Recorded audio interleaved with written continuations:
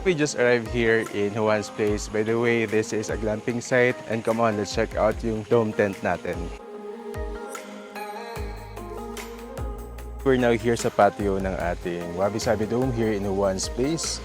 So as what you can see, there's a dinner set in there. Masarap tumambay dyan, kumain and mag-coffee.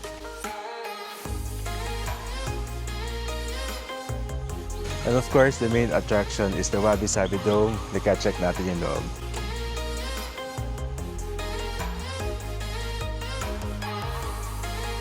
Okay, the dome comes with a bed and blanket. Since malamig dito, no, this is in Sta.Maria, Laguna. This is just near Infanta, Quezon and 𝗢𝗪𝗔𝗪𝗓.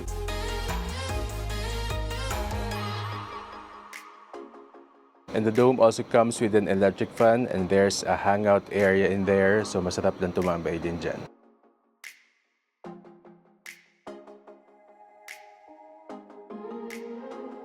And the dome also comes with a personal refrigerator. Then they also provide guest amenity kit. Then they also have Wi-Fi here. Then they also provide bath towels. And your outside slippers or shoes aren't allowed inside the dome. But don't worry, no, nagpo-provide naman sila ng slippers. Okay, nice dito sa Wabi-Sabi Dome ng Juan's Place kasi you get to have your own kitchen. Check natin.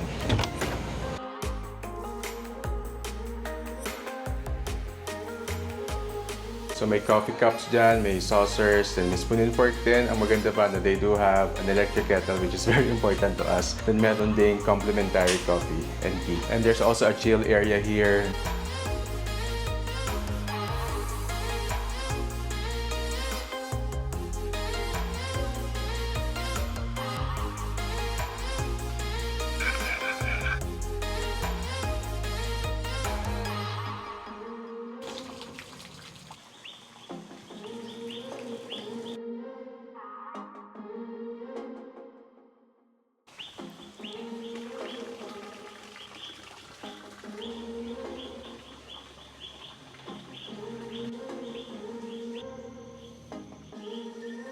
By the way, ang transparent dome is a common area. Then later, dyan tayo mag-dinner.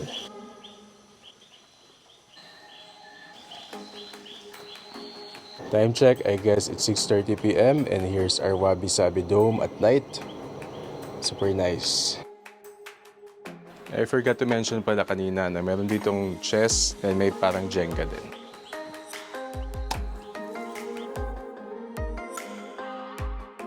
We ordered pinagoongan and kare-kare na nasa bento box. May mixed veggies and may rice and meron ding dessert.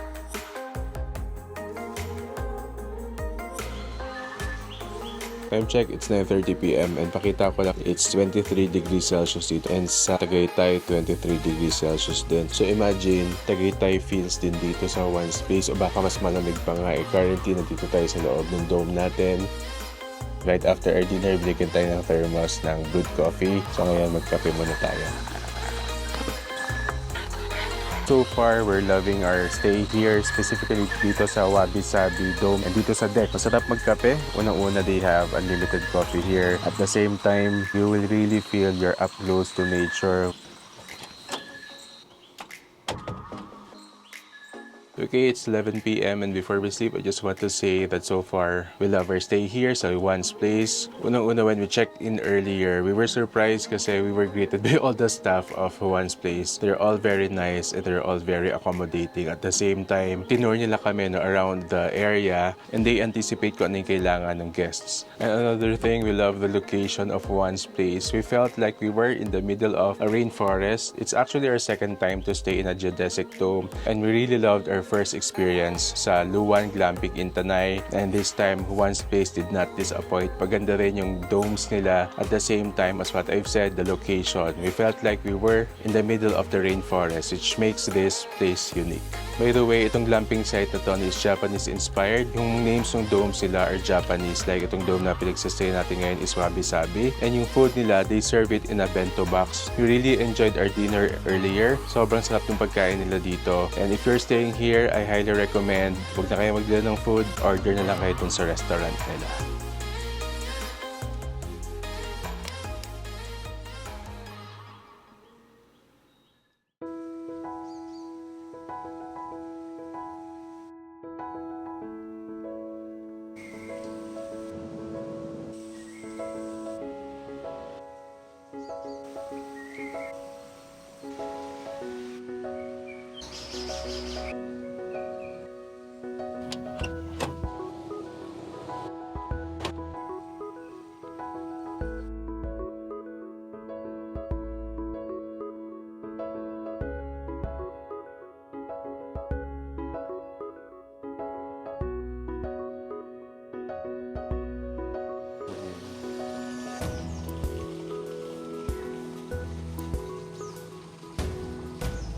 So we ordered 𝗢𝗪𝗪𝗞𝗟𝗢𝗢𝗞, 𝗢𝗪𝗪𝗏 coffee, suman. Masarap tong suman nila dito sa Juan's place.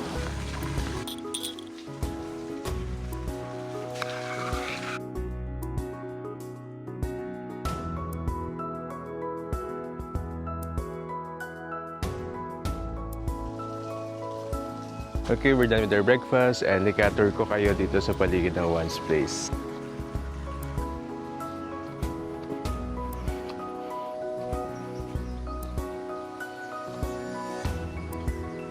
So maganda rin yung area from this side of Juan's place. May swing dyan, and then yung dome na pinagsastayan natin. Then there's the other dome.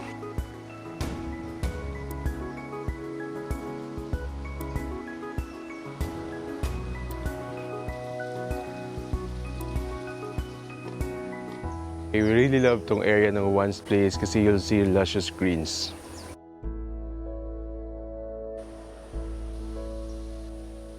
So we're currently enjoying a spot here in Juan's place, and it's really relaxing to be around with nature.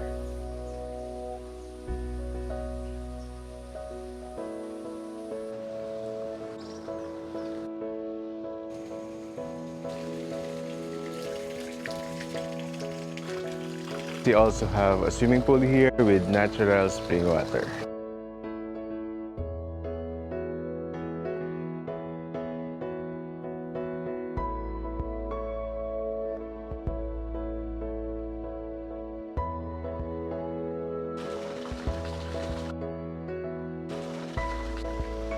We're back na dito sa Wabi Sabi Dome natin here in Juan's place, and sobrang nakaka-relax talaga yung view from inside the dome.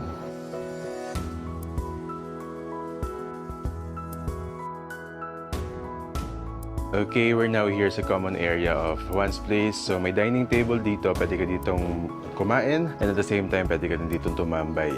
So may malaki pang dining table dito sa loob na. So if you're a big group, perfect dito kumain.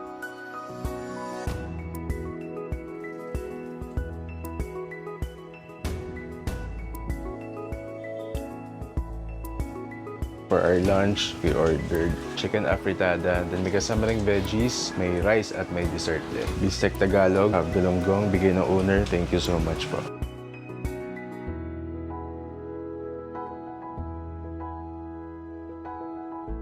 We're now here sa deck ng 𝗢𝗪𝗪𝗘𝗪𝗏𝗪𝗏 Dome here in Juan's place. So as what you can see, may dinette set dyan. So I'm sure magugustuhan natin tumambay dyan, mag-coffee and kumain. Then yung sound ng stream of water or bati sa harapan ng deck natin dito is very relaxing. Nice. We're now inside the 𝗢𝗪𝗪𝗘𝗪𝗏𝗪𝗏 Dome here in Juan's place. As what you can see, sobrang ganda rin, just like the other dome that we've been to last time. They provide bath towels, then may mga hangers din dyan. Then imagine, by simply staying here inside the dome, you'll see greenery, lush greens talaga, and it's so relaxing and refreshing. And this dome also has a mini refrigerator, then may electric fan din, then may complimentary coffee, then may electric kettle.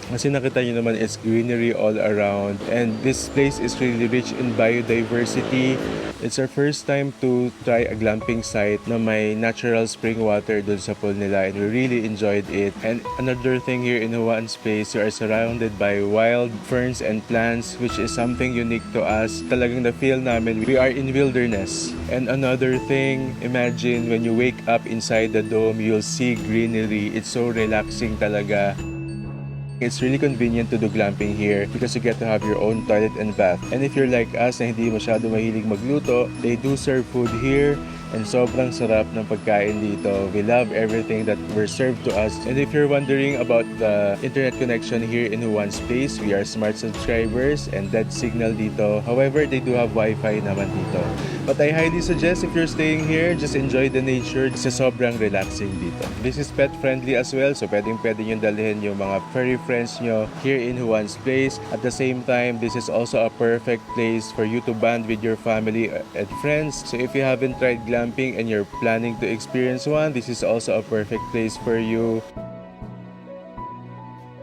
And the second thing that we like the most about Juan's place is the location. So this is located in the boundary of Sta.Maria, Laguna and Infanta, Quezon. And this is in 𝗢𝗪𝗪𝗞𝗟𝗢𝗢𝗪 Mountains. So malamig dito, most especially at night. And that's the reason why their dome tents are not air-conditioned. During our 2-night stay here, nag-22 degrees Celsius and 23 degrees Celsius. And we've heard na hindi pa ganun kalamig yun. So pwede pang mas malamig yun. And last night, we've witnessed yung fog dito, just like Tagaytay. Earlier today, nag-fog din daw. But unfortunately, sobrang nasarapan kami matulog inside the dome, so late kami nagising today and we weren't able to witness the fog. If you're looking for a place na malamig, perfect place tong Juan's place for you. And the third and the last thing that we like about Juan's place is the customer service. All the staff here are very welcoming, they're very friendly, and they anticipate yung kailangan ng guests. They're always available if you need something. And we were also able to meet the owners of Juan's place. So thank you so much po for the warm welcome and reception. So the question is, will I recommend Juan's place? Definitely yes. We really love the feeling of being here, the feeling that you're like in a rainforest, you are surrounded by nature. If you're like me na mahilig sa malalamig na lugar, perfect place tong Juan's place for you. And of course, they do provide superb customer service. You'll really feel special if you're staying here in Juan's place. And if you're wondering how much does it cost to do glamping here in Juan's place and enjoy the nature, just go to their website. It's juansplace.art. They currently have 3 tents here. First is the Wabi Sabi. Wabi Sabi costs 8,000 pesos a night. And this is good for 4 to 5 packs. Next is 𝗢𝗪𝗪𝗪𝗏𝗧. So 𝗢𝗪𝗪𝗪𝗪𝗏 costs 7,000 pesos a night. And this is good for 3 to 4 packs. And lastly, we have 𝗢𝗪𝗪𝗪𝗏𝗧. 𝗢𝗪𝗪𝗪𝗏𝗧 costs 6,000 pesos a night, and this is good for 2 to 3 packs.